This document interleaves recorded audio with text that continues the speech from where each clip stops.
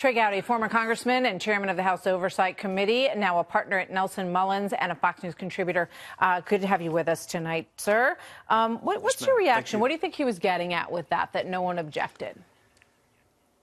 That Devin and Paul knew about it and had no problem with it. That's exactly what he's getting at. And the reason he's doing it this way is Devin and Paul are not allowed to discuss anything that is said in a Gang of Eight meeting. And McCabe knows that. So he can level the accusation, and Paul and Devin cannot refute him.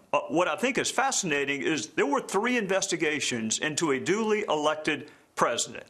The Peter Strzok one from July of 2016, and then McCabe started a counterintelligence, and if he's telling the truth, started a criminal probe into the President of the United States. I listened to Devin and Paul quiz the DOJ and the FBI for hours on multiple occasions about the one counterintelligence investigation we all knew about it. I find it stunning that they would know about a second one and not say a single solitary word. And I will continue to not believe they knew about it unless one or the other contradicts it. So you're saying that Paul Ryan, Devin Nunes, that the whole Gang of Eight was not aware that there were 2 investigations. So the first investigation that everybody understood was whether or not there was Russian interference in the election, correct?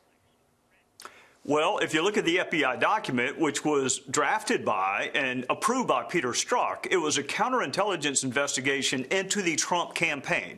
Now, the FBI doesn't like it when I say that, but unfortunately, I've seen the documents. I know exactly what Strzok wrote. They want you to believe that it was into what Russia was doing, and that's fine. That's appropriate. Unfortunately, Strzok used the phrase Trump campaign. So that was the one from July of 2016, and now McCabe says there was one in May of 2017 in addition to the criminal investigation into obstruction of justice. Understood. I mean, and everyone knows that the FISA warrants were happening during the time of the original investigation, which goes right to the heart of what you're saying about the Trump campaign in and of itself. But what triggered the second part of this for Andrew McCabe is quite clear. He was very upset that James Comey was fired. And when he was pressed on this by Savannah Guthrie on the Today Show this morning, he said, she said, what evidence, what reasoning did you have? And he says, because he clearly wanted us to stop investigating. He talked about Michael Flynn. He asked for, perhaps you could see your way past this investigation. And he felt that there was a direct line, perhaps,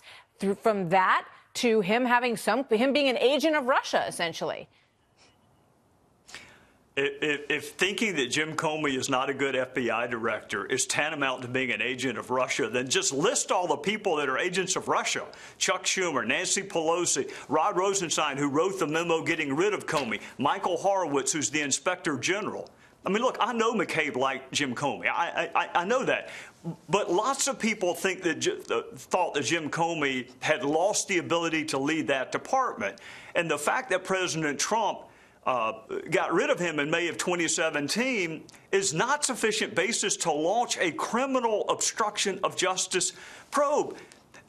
Look at what happened, Martha. He gets rid of Comey, replaces him with a Comey acolyte who not only continues the probe, but expands it. So if his goal was to obstruct a Russia investigation, gosh, he did a terrible job of it.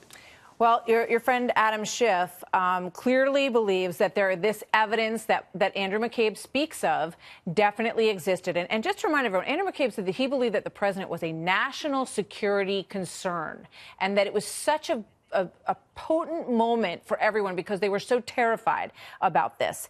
Here's Adam Schiff talking about what he sees as the continued evidence at this point on Sunday. Let's watch. You can see evidence in plain sight on the issue of collusion, pretty compelling evidence. Now, there's a difference between seeing evidence of collusion and being able to prove a criminal conspiracy beyond a reasonable doubt. Your thoughts?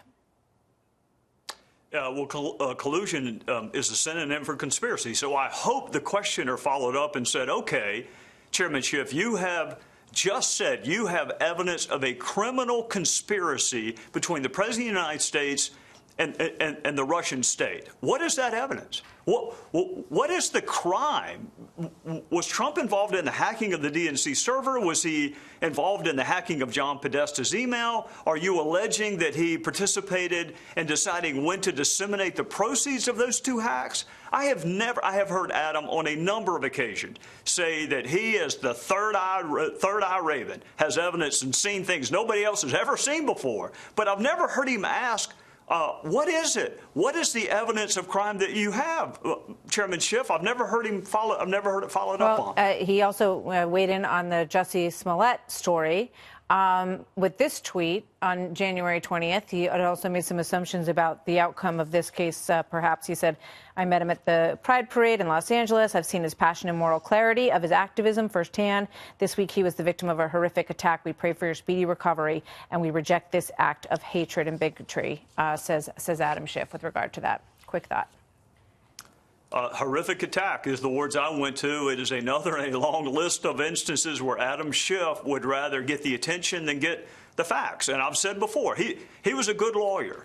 Unfortunately, he's a much better politician. Lawyers get the facts and then they make conclusions. Politicians just want the attention. And he got it. And I wonder if anybody's going to ask him, how did you get this so wrong? Trey Gowdy, thank you, sir. Good to see you as always.